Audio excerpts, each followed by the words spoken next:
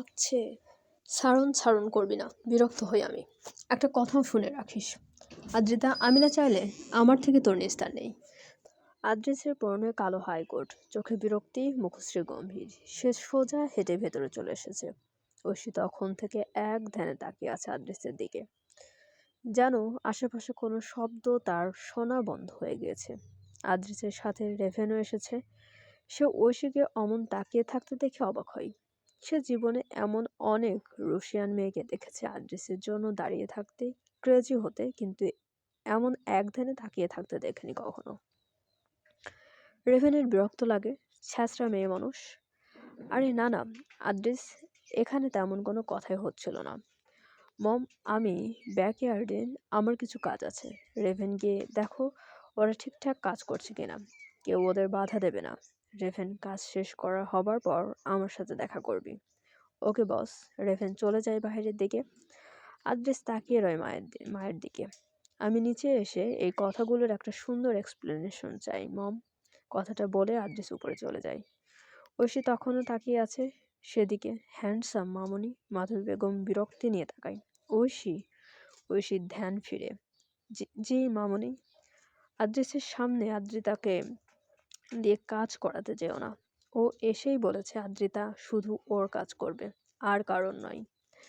মাধবী বেগম কথাগুলো বলে সেখান থেকে চলে যায়। ঐশী তখন দ্রুত মিশুর রুমে চলে যায়। রুমের ভেতর প্রবেশ করতে বিছানার পাশে আদ্রিতাকে ঘুমোতে দেখে নিজের কাছে খুব শান্তি লাগছিল আদ্রিসের। এমন একটা দৃশ্য দেখাটা সত্যি তার জন্য চোখের শান্তি। আদ্রিস ধীরে এগিয়ে আসে, আদ্রিতার কপালে হাত রাখে, চুলগুলো সরিয়ে দেয় আলতো করে। আদ্রিতার পরনে তার শার্ট, এটা দেখে আদ্রিস নিজের ভেতরেই হেসে ফেলে। এরপর সে ওয়াশরুমে চলে যায়। একে একে শার্ট খুলে শাওয়ারের নিচে দাঁড়ায়। শাওয়ারের পানিতে আদ্রিসের শরীরের সমস্ত রক্ত ধুয়ে সাদা ফ্লোরে পড়ছে। আদ্রিসের চোখ দুটো স্থির। সে নীরবে তাকিয়ে আছে ফ্লোরের দিকে। পানির ফোঁটা তার ট্যাটুতে লাগছে, সেটা আরো উজ্জ্বল হয়ে ওঠে। শাওয়ার শেষ করে আদ্রিস শুধু তোয়ালে পেঁচিয়ে বেরিয়ে আসে। আদ্রিতা দাঁড়িয়েছিল, বাইরে যাওয়ার প্রস্তুতি নিচ্ছিল। হঠাৎ করে ওয়াশরুমের দরজা খোলার শব্দ পেয়ে সে ফিরে তাকায়। চোখের সামনে আদ্রিসের এমন অবস্থা দেখে এক চিৎকার দেয় তীব্র জোরে। সঙ্গে সঙ্গে ফিরে তাকায় আদ্রিতা। জামা কই আপনার? যেখানেই থাক, তোর তাতে কি? পরেননি কেন? কারণ আমার শার্ট তুই পরেছিস। আদ্রিতা নিজের দিকে তাকায়। ইয়ার্কি নাকি? আপনার তো কত জামা, এটা তো একটা জামা। আদ্রিস বাঁকা হাসে, এগিয়ে যায় আদ্রিতার দিকে। আদ্রিতা ওপাশ ফিরে তাকায়, বুঝতে পারে না। আদ্রিতার কানের কাছে মুখ নিয়ে বলে, কিন্তু আমি তো এটাই পড়তে চাই। আদ্রিতা পিছিয়ে যেতে নিলে আদ্রিতার পেট জড়িয়ে ধরে আদ্রিস। কোথায় যাচ্ছিস? আদ্রিতার কান লাল হয়ে গেছে। আদ্রিস তা দেখে বাঁকা হাসে, কানের লাল অংশে চুমু খায়। আদ্রিতার শরীরে যেন বিদ্যুৎ বয়ে গেল, সে কেঁপে ওঠে। আদ্রিতার ঘাড়ে থুতনি রাখে। তুই এত কাঁপছিস কেন? এখন তো ফাইনাল রাউন্ডে যাইনি আমি। ছাড়ুন।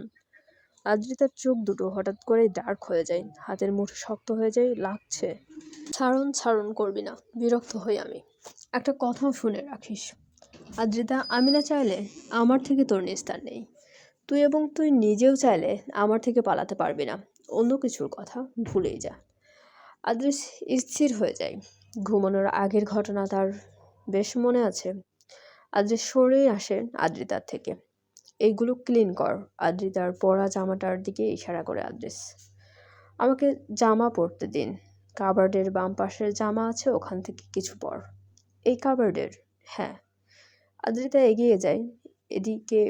সে খুলে নেই, তবে এখন খুলে দেখে খুব সুন্দর সুন্দর ড্রেস। আদ্রিতা সেখান থেকে একটা নিয়ে পরে নেয়। আদ্রিসও ড্রেস পরে নিয়েছে।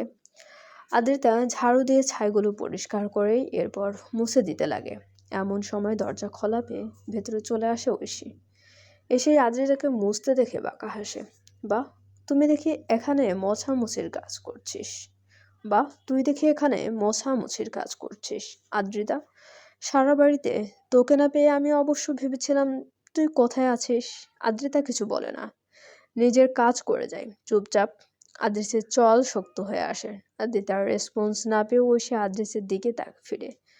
ন্যাকামি করে চুলগুলো কানের পেছনে গুজে বলে, আদ্রিস ভাইয়া চলুন না কোথাও ঘুরতে যাই। আদ্রিস গম্ভীর স্বরে উত্তর দেয়, সময় নেই। সেটা বললে তো হবে না। এতদিন পর এসেছেন, একটু বের হলে কি হয়? প্লিজ প্লিজ চলুন।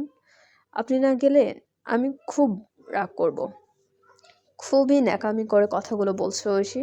তোমার রাগে এখানে কারো কিছু যায় আসে না। বের হও আমার রুম থেকে। পারমিশন ছাড়া রুমে এসেছো কিভাবে তুমি? এইসব ন্যাকামি আমার সামনে করবা না।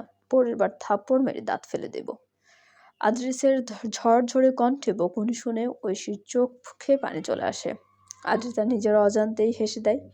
সেটা ঐশী দেখে ফেলে। নিজের আর অপমান না হয় সেই জন্য বেরিয়ে যায় ঐশী। যেতে যেতে বলে, তোকে তো আমি দেখে নেব আদ্রিতা, খুব শখ না হাসবি আমার উপর? এবার দেখ আমি কি করি। ঐশী বেরিয়ে যায়। রেভেন ব্যাকইয়ার্ডে আসতে দেখে একটা মেয়ে পুল সাইডে দাঁড়িয়ে কারোর সাথে কথা বলছে। মেয়েটার মুখ দেখা যাচ্ছে না। আদ্রিস বলেছে কাজটা সিক্রেটলি করতে, তাই সে মেয়েটাকে আওয়াজ দেয়, এক্সকিউজ মি ম্যাম। প্রিয়া ফিরে তাকায়। রেভেন কিছুক্ষণ প্রিয়ার মুখের দিকে তাকিয়ে থাকে। প্রিয়া এগিয়ে এসে রেভেনের মুখের সামনে তুড়ি মারে। Oh hello, who are you? হা sorry, I am Raven. Adris Khan, ওনার অ্যাসিস্ট্যান্ট। ভাইয়ার অ্যাসিস্ট্যান্ট? ভাইয়া মানে আপনি বসের বোন? হুম। ও আচ্ছা।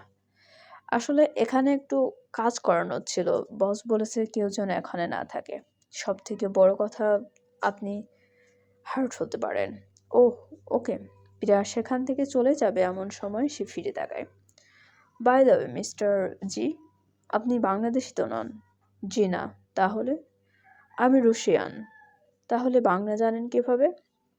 আপনার ভাই আমায় গলায় চাকু ধরে বাংলা শিখিয়েছে। এখন আমি বাঙালিদের থেকে বেশি ভালো বাংলা বলতে পারি। ওয়াও, আপনার অ্যাকসেন্ট সুন্দর। ধন্যবাদ। Also you are handsome. কথাটা বলে প্রিয়া চলে যায় ভেতরে। রেভেন তাকিয়ে থাকে।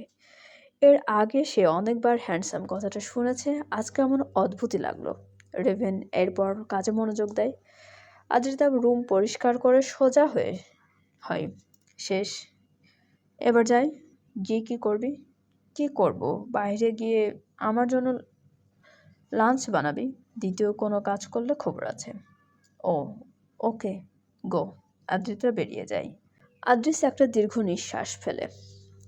আদ্রিতা বাইরে এসে সোজা কিচেনে চলে যায়। আদ্রিসের জন্য রান্না তাকেই করতে হবে। তাহলে দেরি করে লাভ নেই। রান্নাটা শেষ করে একটু বিশ্রাম নেওয়া যাবে। চলবে। চ্যানেলটি সাবস্ক্রাইব করে আমাদের সঙ্গে থাকুন। ধন্যবাদ।